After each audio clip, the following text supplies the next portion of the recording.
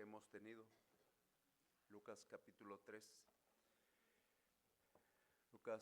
Hemos leído Lucas capítulo 3, versículos desde el 1 y hasta el 20.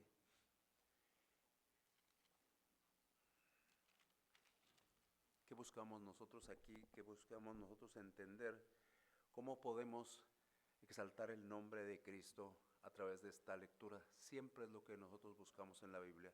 Antes de iniciar, vamos a poner en las manos de Dios lo que vamos a hablar, lo que vamos a escuchar, y que Dios controle todo lo que suceda en este momento aquí.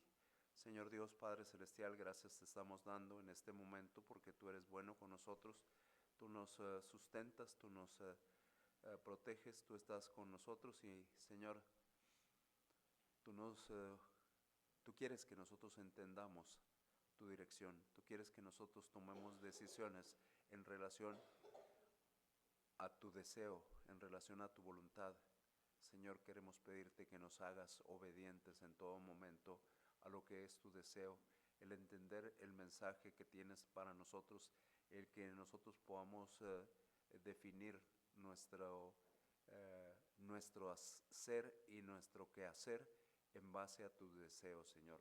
Te agradecemos por ello y te solicitamos que tú nos ayudes en este momento a hacerte obedientes. Por Jesucristo te lo pedimos. Amén. En este pasaje que hemos leído, ahorita hubo un versículo que quisiera compartirles antes de tratar de entender. Hay un versículo, el versículo 15, Lucas 3, versículo 15, en la parte final, la parte podríamos decir B, está esto, dice, preguntándose todos en sus corazones, si acaso Juan sería el Cristo. Preguntándose todos en sus corazones, si acaso Juan sería el Cristo. Nosotros tenemos que ubicarnos aquí. Nosotros en este tiempo ya sabemos que Juan no era el Cristo, pero en ese tiempo ellos se preguntaban quién era el Cristo. Ellos esperaban al Cristo, ellos deseaban al Cristo y sin embargo tuvieron sus dudas, presentaron dudas y nosotros tenemos que decir, ¿por qué este cuestionamiento? Cuando nosotros conocemos a alguien, a cualquier persona, nos preguntamos los nombres, nos damos nuestros nombres, nos identificamos unos a otros. El día de ayer estuve con personas a las que no conocía y nos presentábamos y nos decíamos nuestros nombres, con algunos intercambiamos números de teléfonos y dijimos, estoy para servirle. Pero una pregunta que surge, ¿y cómo saben ellos quién soy yo? Están confiando en quién soy yo. Yo no me identifiqué oficialmente ni formalmente. Creo que leímos hace muy poco,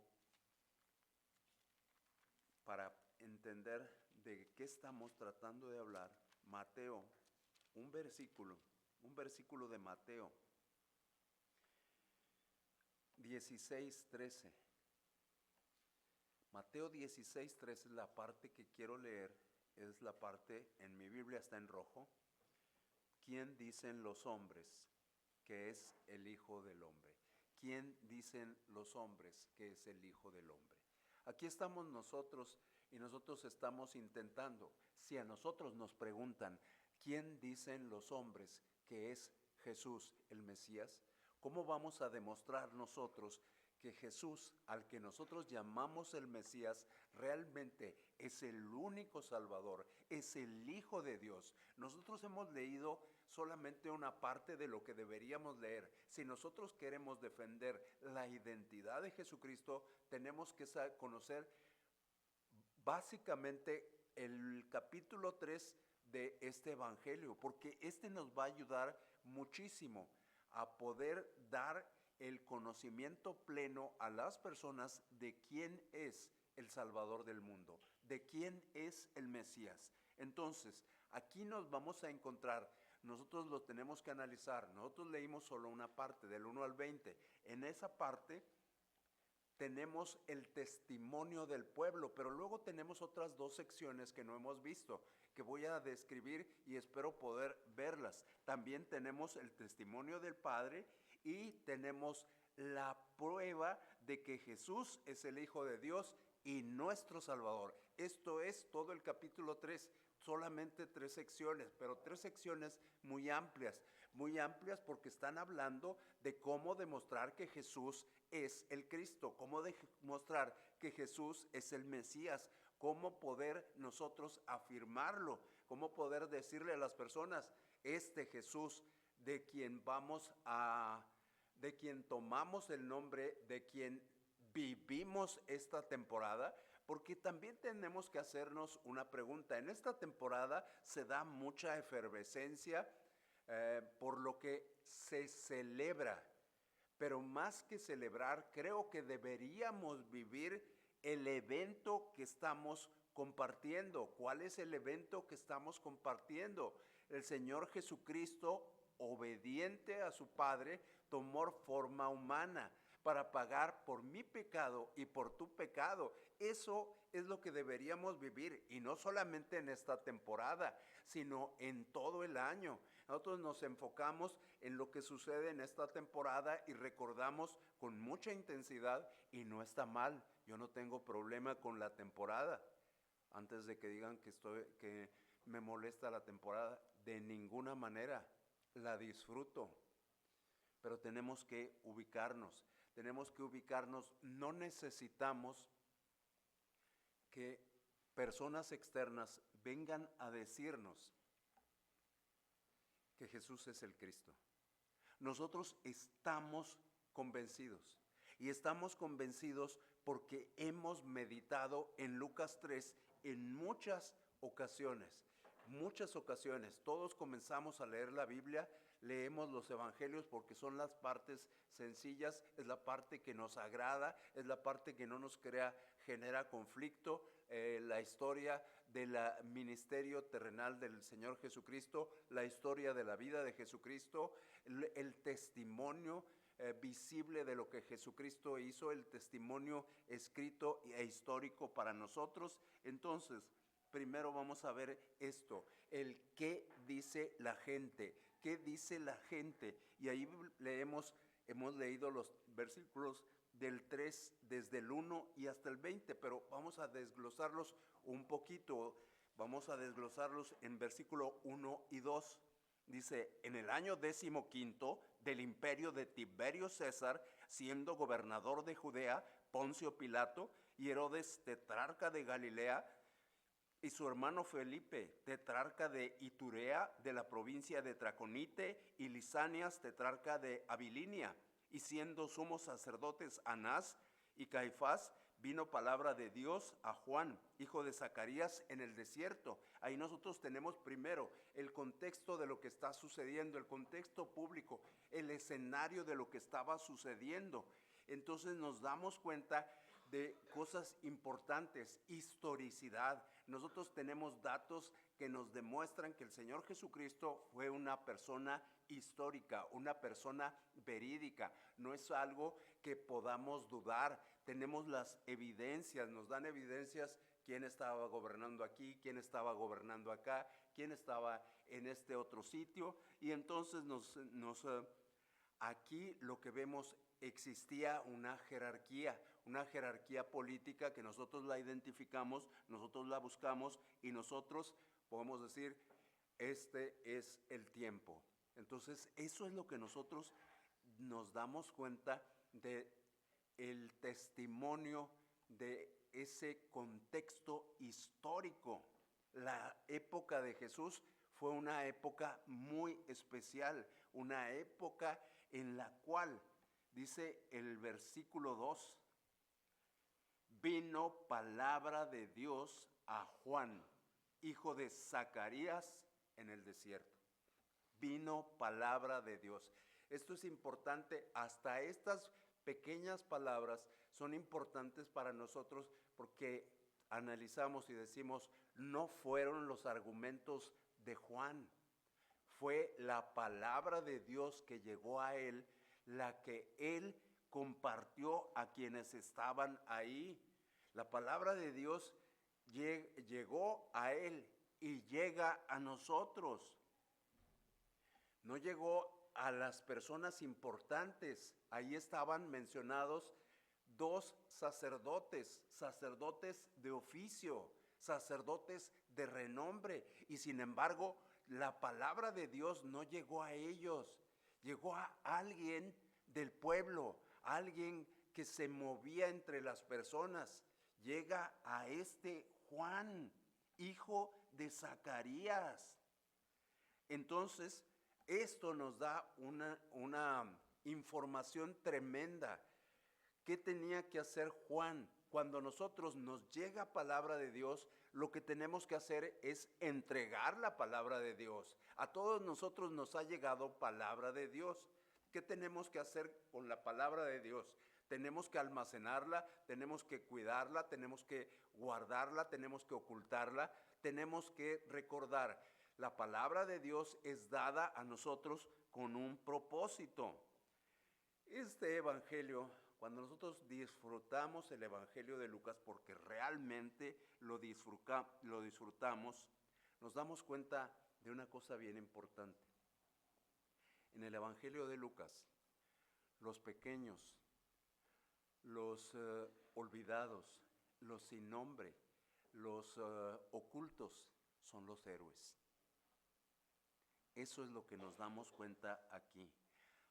Este evangelio no exalta a los ricos, a los poderosos, a las élites, a los académicos, sino a los pequeños, a los simples. Entonces nosotros tenemos que entender esto. Nosotros estamos en este grupo. Nosotros hemos recibido el mensaje de Dios y lo hemos recibido con un propósito específico. Sabemos y declaramos claramente, los caminos de Dios no son nuestros caminos. Los pensamientos de Dios son muy diferentes. Él está en una posición sublime, en una posición increíble, en una posición excelsa. Pero nosotros nos damos cuenta que aún así Él está atento a lo que nosotros estamos haciendo. Él está observándonos. Él está observándonos y Él nos dice, 1 Corintios 1, 26 y 29, se lo saben de memoria. Se lo saben de memoria, pero posiblemente no lo podrían repetir de memoria. Pero cuando se ubiquen, van a decir, este pasaje yo lo conocía perfectamente. Pues mirad, hermanos, vuestra vocación, que no sois muchos sabios según la carne, ni muchos poderosos, ni muchos nobles, sino que lo necio del mundo escogió Dios para avergonzar a los sabios, y lo débil del mundo escogió Dios para avergonzar a lo fuerte, y lo vil del mundo y lo menospreciado escogió Dios, y lo que no es, para deshacer lo que es, a fin de que nadie se jacte en su presencia. Así es Dios. Dios no busca a los poderosos. Dios no busca a los sabios. Tampoco los va a rechazar. Él lo que busca es gente de corazón sincero, de corazón humilde, de corazón leal, de corazón que realmente le quieran servir. ¿Estamos nosotros entendidos de esto? ¿Estamos sirviendo a Dios o nos hemos minimizado a nosotros mismos? Tenemos que ubicarnos en esto, porque luego ya vimos a Juan, que Juan recibió la palabra de Dios. Eso lo tenemos ya bien entendido. Juan le vino la palabra de Dios. Y con la palabra de Dios, cuando llega a nuestras vidas, nosotros tenemos que hacer algo. Juan hizo algo y nosotros lo observamos desde el versículo 3 hasta el versículo 9. Lo hemos leído hace un instante, voy a leer solo posiblemente el 3 y el 4. Y él fue por toda la región contigua al Jordán, predicando el bautismo del arrepentimiento para perdón de pecados. Entonces nos damos cuenta, con ese solo versículo, aunque dije que íbamos a ver desde el 3 y hasta el 9, pero con el solo inicio nos damos cuenta que Juan, cuando recibe la palabra de Jehová, Juan acciona, Juan responde, Juan se da cuenta e inicia lo que podríamos decir un ministerio público, algo evidente ante las personas. Todos nosotros hemos recibido la palabra de Dios. ¿Cómo vamos a responder al recibir la palabra de Dios? ¿O cómo deberíamos responder? ¿Deberíamos ocultarnos? ¿Deberíamos escondernos? ¿Deberíamos hacer como se hizo en el pasado, irnos al desierto, irnos a los monasterios como algunas personas del pasado hicieron? ¿Qué deberíamos hacer nosotros? Todo este inicio del ministerio público de Juan está abarcado desde el versículo 3. Ahorita dije que el 9 es el inicio, pero podríamos decir que hasta el 14 es todo el ministerio de Juan. Eso es lo que podemos decir, pero el versículo 3 ya nos sintetiza, ya nos hace evidente lo que hizo Juan. Al recibir la palabra, él lo que hacía es recorría en los lugares por donde estaba, caminaba, compartía, hablaba, decía. Entonces, ¿qué vamos a hacer nosotros? Si llega la palabra a mi vida y yo decido encerrarla, ¿qué sucedería en mi vida? ¿Qué sucedería en tu vida? La palabra ha llegado a nosotros. Cuando nosotros, vamos a ponerlo de una manera simple. ¿Dónde está? No está Joseph. No, ¿verdad? Miren, Joseph se alegra mucho cuando su equipo favorito gana. Y Joseph lo dice. En cualquier momento dice, ganó mi equipo favorito. No voy a decir el nombre del equipo favorito porque estamos en grabación. Dice, ganó mi equipo favorito. En una ocasión yo le dije así, y el que acaba de ganar, veníamos de compartir el evangelio, le dije, el que acaba de ganar es Cristo. 5 personas recibieron a Cristo. Entonces nosotros, cuando sucede algo importante, la vida de Joseph no es una crítica, realmente es algo que nos puede servir muchísimo a todos nosotros. Llega algo importante a mi vida. Ganó mi equipo preferido y lo comparte y lo dice. Y miren, y voy a ir y me voy a poner la camiseta de mi equipo. Pero a nosotros llegó algo sublime, algo más importante que eso. Llegó la palabra de Dios. No a cualquiera le llega la palabra de Dios. Y a ti y a mí nos llegó la palabra de Dios. Y no reaccionamos como reacciona Joseph. Joseph dice, ganó mi equipo. Y nosotros tendríamos que decir, ganó mi equipo. Pero el equipo del vencedor, en la gran batalla, en el gran desafío de la eternidad. Ganó mi equipo y yo tengo que decirlo. Tengo que decir, miren, aquí o nos unimos o no nos unimos. Él decía, necesitan arrepentirse, estoy con Juan nuevamente, necesitan arrepentirse, necesitan dar evidencia de lo que ha llegado a sus vidas. Damos evidencia de que la palabra de Dios llegó a nosotros, de que nosotros la transmitimos, de que nosotros hubo un cambio de mente, un cambio de pensamiento, un cambio de corazón, un cambio de dirección. Estamos dando evidencia de eso. Cuando nosotros vamos manejando y queremos cambiar de carril, le hacemos una señal hacemos una señal, los que manejamos vehículos, hacemos una señal con la direccional. ¿Por qué no hacer señal cuando nosotros hemos cambiado nuestra vida? Arrepentimiento y perdón. Ahorita hablábamos de perdón en la clase de escuela dominical al final, donde decíamos, deberíamos recordar acerca del perdón que hemos recibido, del perdón que seguimos recibiendo continuamente, y deberíamos decir, gracias Dios porque tú me perdonaste, gracias porque tú me permitiste arrepentirme y porque ahora yo estoy en esta nueva condición. Vamos a leer Salmo 103:12. Yo me voy a dar la oportunidad de descansar un momentito mi voz y ahorita le pido a alguien si puede leer el Salmo 103:12.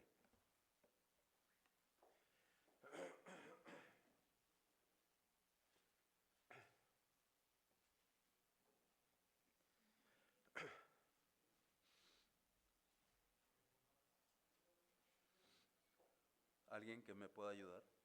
Cuanto está lejos el oriente del occidente, hizo alejar de nosotros nuestras rebeliones. Y nosotros nos ponemos a pensar realmente en esas palabras y nos ubicamos.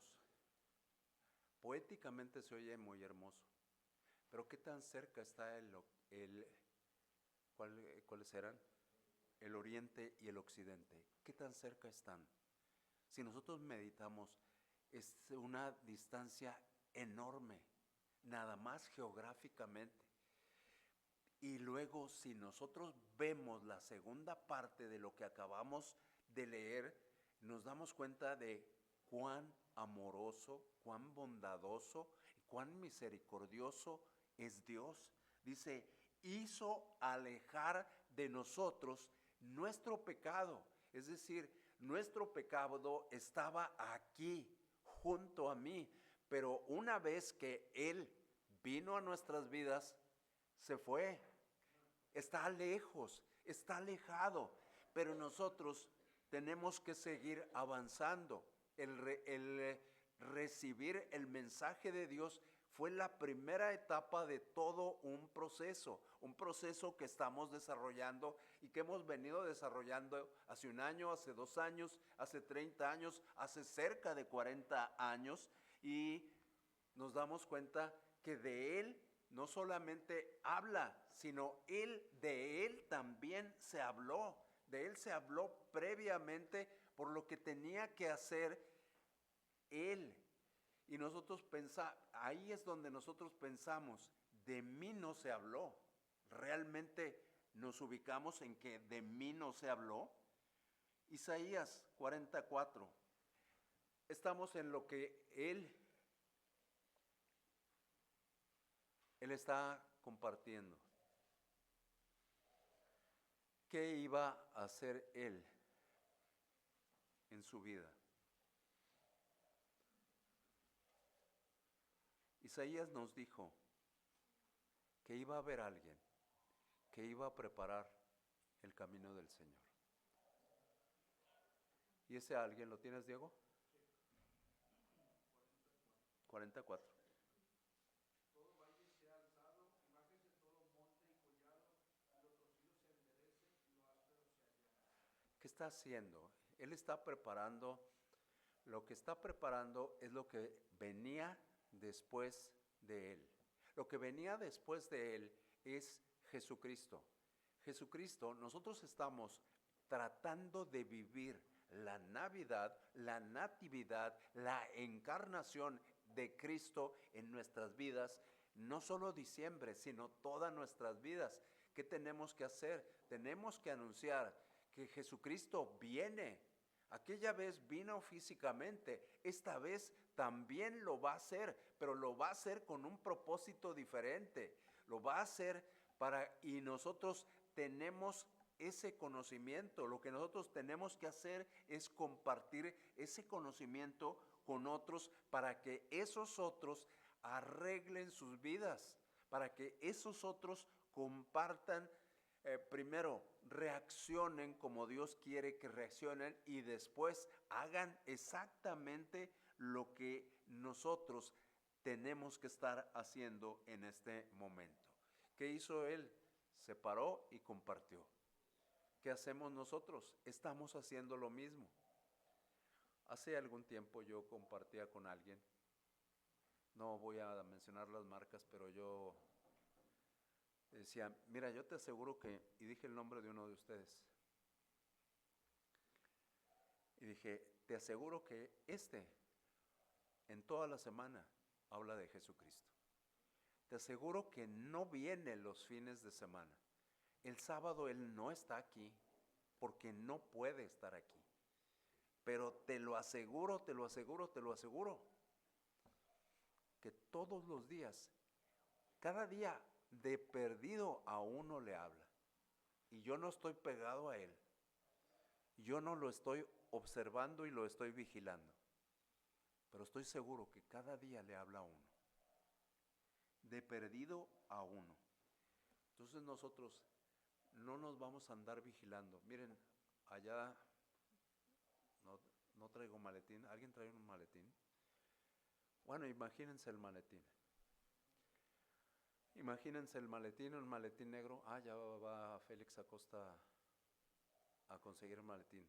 Ah, no lo consigas. Ah, sí, mira, ahí está el maletín. No, así está bien de lejos.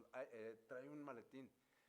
En ese maletín, lo que quería es que nos ubicáramos en el maletín. Miren, ustedes ven a las personas que traen maletín y los ven en la esquina y los ven con su porta publicaciones, no sé cómo decirle, ¿eh? Sus módulos. Y uno dice, ¿por qué lo hacen? Lo hacen porque uno reporta al otro. ¿Cuántas horas? Porque hay un límite de horas que uno se establece para que puedan tener una buena calificación en la central. Pero sea como sea, sean obligados o no sean obligados, porque aquí podríamos hacer eso. Le ponemos una estrellita, así como los niños, le ponemos una estrellita al que venga el sábado en la mañana. ¿Y de qué me sirve? La estrellita. La estrellita que yo quiero está allá. Esa es la estrellita importante. Entonces, y fíjense, y lo sorprendente, que también me lo ha dicho alguien, como quiera que sea, están en la calle. Nosotros también, como quiera, aunque no nos veamos, hay uno, voy a decir dos, uno estoy seguro, el otro lo dejo en libertad, pero uno estoy seguro, que día a día comparte el Evangelio. Y yo no lo veo, pero estoy seguro. Estoy seguro de que ese uno, día a día, comparte el Evangelio. Entonces, eso es lo que tenemos que hacer. En nuestro trabajo, en nuestra casa, en nuestra oficina, en nuestra escuela. Hacer lo que Juan hizo. Para eso está Juan aquí. No está para que digamos qué hermosa historia. No está para que digamos qué orgullosos se deben haber sentido sus padres. Está para que nosotros aprendamos. ¿A alguien de nosotros se nos enseñó a hacer esto? A Juan tampoco se le enseñó. Pero Juan vio la necesidad, como compartir, mi equipo favorito ganó. Le salió. Sublime gracia. Es que yo también tengo ese tono. Entonces, tenemos que estar muy atentos a por qué está esto aquí. Nosotros podemos, quien está al frente, se puede desgarrar regañando a la congregación, pero quien nos transforma es el Espíritu Santo. Entonces, ¿por qué no dejar que el Espíritu Santo sea el que haga el trabajo? ¿De qué me sirve decir, de qué me sirve hazlo, si yo no estoy dejando que el Espíritu Santo trabaje en mi corazón? Si yo creo lo mismo que Juan, yo voy a hacer lo que Juan hizo. Él, me sorprendió esto, Jonás, ¿dónde está Jonás? En el Antiguo Testamento, ¿verdad? Jonás 1, versículo 9. Jonás 1, versículo 9 es bien demostrativo de lo que somos nosotros. ¿Lo tiene Loida? Bueno, Suriel, ¿lo tienes? No me digan que se les desapareció Jonás. Y él les respondió: Soy hebreo y temo a Jehová, Dios de los cielos, que hizo el mar y la tierra. Soy hebreo y temo a Jehová. ¿Qué hizo? ¿Qué? ¿Qué está diciendo Jonás?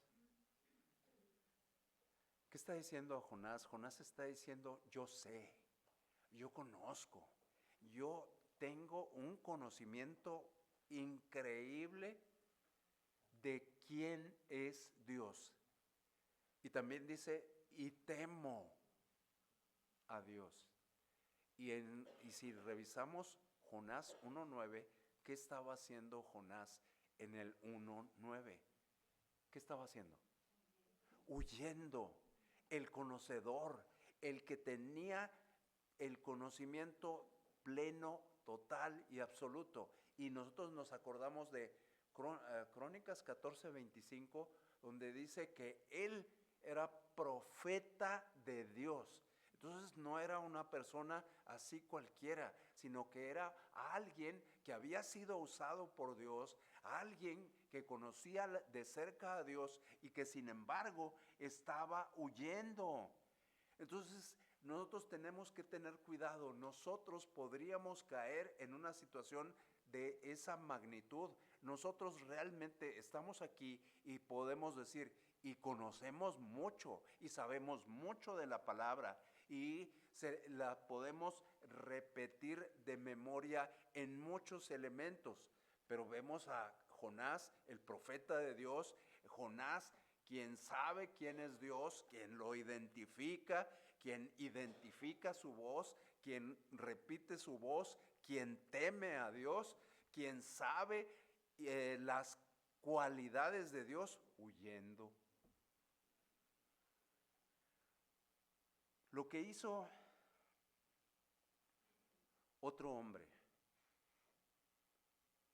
el escritor de una buena parte del Nuevo Testamento, anuncié primeramente, Hechos 26:20, anuncié primeramente a los que están en Damasco y Jerusalén y por toda la tierra de Judea y a los gentiles que se arrepintiesen y se convirtiesen a Dios haciendo obras dignas de arrepentimiento. Entonces para nosotros estas son invitaciones y nosotros las hacemos, pero nosotros tenemos que pedirle a Dios que siempre trabaje en nuestras vidas, que siempre nos vaya diciendo, que siempre nos vaya trabajando con nosotros, que siempre vaya haciendo que nosotros mejoremos en este proceso en el que estamos, en el proceso de sometimiento a su voluntad. Nuestra voluntad está ahí y nuestra voluntad lucha con la voluntad de Dios. Pero nosotros, porque somos seres humanos y actuamos así, pero tenemos que darnos cuenta, quien al final va a prevalecer es Dios. La voluntad que va a prevalecer es la de Dios. ¿Por qué no empezarnos a acoplar desde ahorita? ¿Por qué? Porque leímos hace un instante, Lucas 3:9, el hacha está puesta a la raíz de los árboles. Todo árbol que no da buen fruto se corta y se echa en el fuego. Entonces, si hemos estado aprendiendo estas cosas, si hemos estado leyendo y meditando en estas cosas, vamos a pedirle, Dios, usa todo esto. Mi carne se resiste, igual que creo que la tuya se resiste a hacer lo que Dios quiere. Por lo menos a mí me es muy difícil hacer lo que Dios quiere. Y yo creo, casi estoy seguro, que hay 2, 3, a lo mejor 4 o 5 que me acompañan aquí en este lugar, que también batallamos para hacer lo que Dios quiere que nosotros hagamos. Pero nosotros nos arrepentimos de nuestro pecado. ¿Por qué seguimos batallando? Por cierto, tengo que preguntarlo. ¿Sí te arrepentiste de tu pecado? Eso es importante. En una iglesia siempre existe la posibilidad de que alguien esté aquí porque siempre lo han traído, porque siempre sus padres estuvieron trayendo, trayendo y trayendo. Pero realmente en mi corazón yo nunca he tomado una decisión por Cristo. Tengo que meditar en ello. Dios es bueno, pero Dios no tolera el pecado. Dios es santo y ama al pecador. Detesta el pecado, pero ama al pecador. Entonces nos damos cuenta de esto y decimos, bueno, ¿y qué más sigue? Ya vimos la primera parte, el versículo 1 y 2. Vimos posteriormente desde el 3 y hasta el 9, que es la segunda parte. Y ahora vamos a la siguiente parte. Estamos analizando solamente a Juan y tratando de aprender cosas de Juan para nuestras vidas. Y meditar. El centro de lo que hizo Juan es anunciar al Mesías. Nosotros estamos recordando en este tiempo el nacimiento del Mesías. A veces nos vemos inundados por el pensamiento del mundo, pero tenemos que inundarnos del pensamiento bíblico. Y vayamos a esto. ¿Qué hacía Juan? 10 hasta el 14. Como dije, no lo leo por completo porque ya lo leímos. En razón de lo que Juan hacía, que ya lo vimos, dice el 10, y la gente le preguntaba diciendo, ¿qué haremos? Cuando él decía lo del versículo 9, el hacha está puesta a la raíz de los árboles. Todo árbol que no da buen fruto se corta y se echa en el fuego. Y la gente se pregunta, entonces, ¿qué vamos a hacer? ¿Qué vamos a hacer nosotros cuando se viene este mensaje a nuestras vidas? El tiempo es corto, el tiempo se está acercando. Jesucristo vuelve por su pueblo. ¿Estás 100% seguro de ser parte de ese pueblo? Y nosotros decimos amén. Estamos completamente seguros de que somos de su pueblo. Arreglemos las cuentas que tenemos con Él. Juan presenta una base, un elemento esencial. El elemento esencial de lo que Juan nos va a presentar es el mensaje de arrepentimiento. Él lo presentó y nosotros tenemos que presentarlo.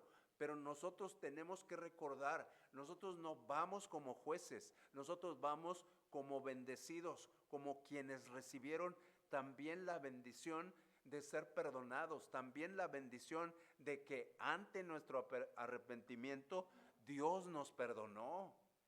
Dios nos perdonó y Dios quiere perdonar a esas personas con quienes hablamos cada semana, a esas personas con quienes hablamos cada día. Nosotros nos preocupamos mucho por muchas cosas.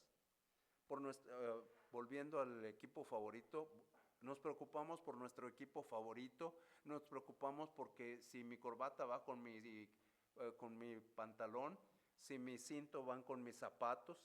Eso es en los varones. Yo creo que también las damas se preocupan por ese tipo de cosas. Pero hay algo que no hemos pensado.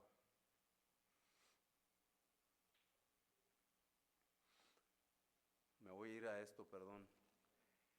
Este cine es importante porque, déjenme ver la hora, no traigo la hora. Segunda epístola a los Corintios. quisiera seguir hablando y hablando y hablando porque son tantas cosas las que, segunda epístola a los Corintios, que tenemos que hablar. Pero antes de eso, vamos a seguir viendo qué nos enseña más Juan. Segunda epístola a los Corintios, capítulo 5, creo yo. Segunda a los Corintios 5, versículo 15. Si alguien lo tiene, ¿me ayuda?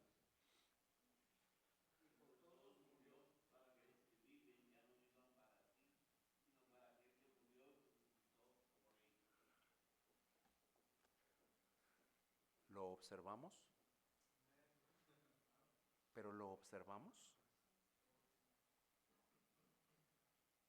¿Lo observamos claramente?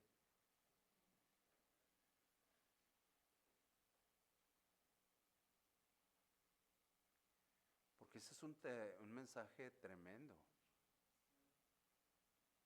Vuelvo a verlo. Vuelva a verlo. Habla de nosotros. Habla de Juan. Habla de Jesucristo. Ese versículo 15 nos ubica a todos ahí. Segunda epístola a los Corintios, capítulo 5, versículo 15. De Juan ya vimos historia, pero historia que no sabemos, pero historia que no aprendemos. La historia se tiene que aprender. La historia se repite o se rechaza. Las malas historias las rechazamos. Y hay muchas malas historias que conocemos. Las buenas historias, como la de Juan, la tenemos que repetir. ¿Por qué no la hemos repetido? Segunda epístola a los Corintios, capítulo 5, versículo 15. Voy a tratar de hacer énfasis en unas palabras que a mí me sorprendieron sobremanera. Han estado escritas ahí por siglos y siglos y siglos, y las he leído igual que tú muchísimas veces. Dice así: y por todos murió, para que los que viven, y ahí me detengo, y por todos murió, para que los que viven, ¿quiénes viven? Tú y yo estamos viviendo. Y ahí va el mensaje enfatizado.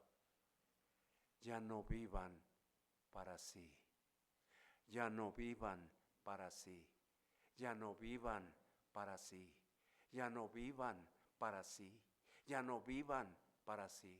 Lo que nos está diciendo Dios, lo que me dijo Dios a mí fue lo siguiente: estás viviendo para ti mismo, no estás viviendo para pensar en los demás, estás solamente ubicándote tú casi como el centro del universo, y tú no eres el centro del universo. El centro del universo es el que está a los lados.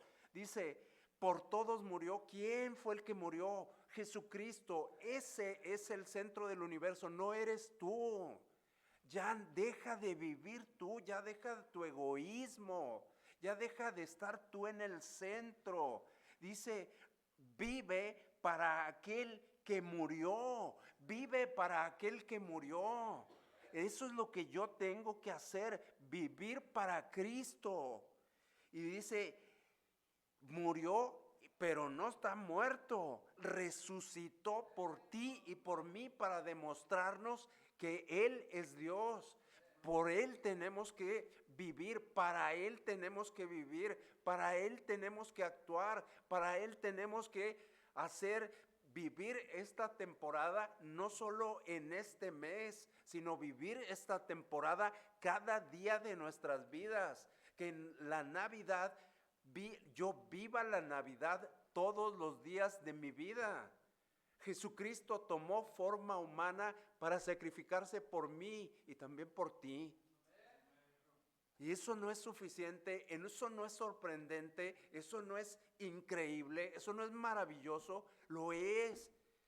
Y yo solamente, perdón por la expresión, solo me centro en los colores, solo me centro en los regalos. Y tengo un regalo. Hace un instante veíamos acerca del regalo, la gracia que Dios nos ha dado. Y la gracia no es un regalito pequeñito. La gracia es un ramillete de cosas que nos ha entregado Dios. Vamos a entregarlo. Para nosotros es muy grande. La gracia es demasiado grande para nosotros. Es para que nosotros hagamos algo con ella. Ya vimos a lo que hizo Juan. ¿Qué vamos a hacer nosotros? Juan fue histórico. Jesús fue histórico. Juan, cuando le vino la palabra de Dios, la compartió. Y Juan, cuando se dio cuenta de lo recibido, continuó compartiendo, continuó haciendo lo que le tocaba hacer. Les dijo cuando le preguntaron, ¿qué vamos a hacer? Lo mismo que nos dijo a nosotros, segunda a los Corintios. Si tienes 2 abrigos, regala uno.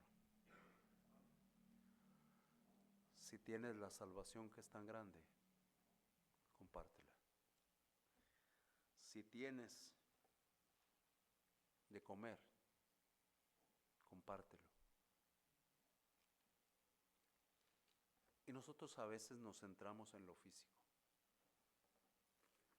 pero no somos solamente físicos. La gente necesita zapatos, necesita comida, necesita medicamento, pero necesita a Cristo. ¿Qué les vamos a decir? Vamos a orar y a continuar con nuestro programa. Señor Dios, gracias porque nos das la oportunidad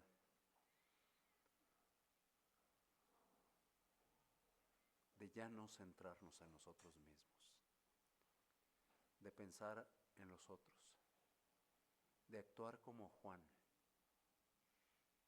que pudo haberse quedado con el mensaje para él solo, pudo haberse quedado con la palabra para él solo, pero tomó la decisión de levantarse y compartir, tomó la decisión de tener una entrega incondicional a ti, Señor. ¿Podremos nosotros tener una entrega incondicional a ti? Estoy plenamente convencido de que sí podemos, de que nosotros mismos lo hemos limitado, pero de que tenemos el poder del Espíritu Santo de Dios y que debemos someternos a su voluntad, porque Dios expresa su voluntad a través de su Santo Espíritu. Que nosotros no nos detengamos por nosotros, sino que la voluntad de Dios prevalezca sobre nosotros. Nuestros caminos no son sus caminos, ni nuestros pensamientos son sus pensamientos. Pero Él nos ha dado la mente de Cristo. ¿Para qué nos dio la mente de Cristo el Señor? Señor, yo no sé para qué, pero yo quiero hacer lo que hizo Juan. Yo quiero hacer lo que hizo Jonás. Yo quiero hacer lo que hizo Pedro en su segunda oportunidad. Yo quiero hacer lo que hizo Jonás en su segunda oportunidad. Yo quiero hacer lo que hizo Marcos en su segunda oportunidad. Yo quiero, Señor, agradarte en mi segunda o mi tercera o mi cuarta oportunidad. Te agradezco por tu misericordia y por tu amor para mi vida. Y te pido que me vayas moldeando a tu ser, me vayas haciendo conforme a tu voluntad y conforme a tu propósito. Y Señor, te lo solicitamos, te lo solicito y te lo solicitamos en el nombre y por el amor de Jesucristo. Amén.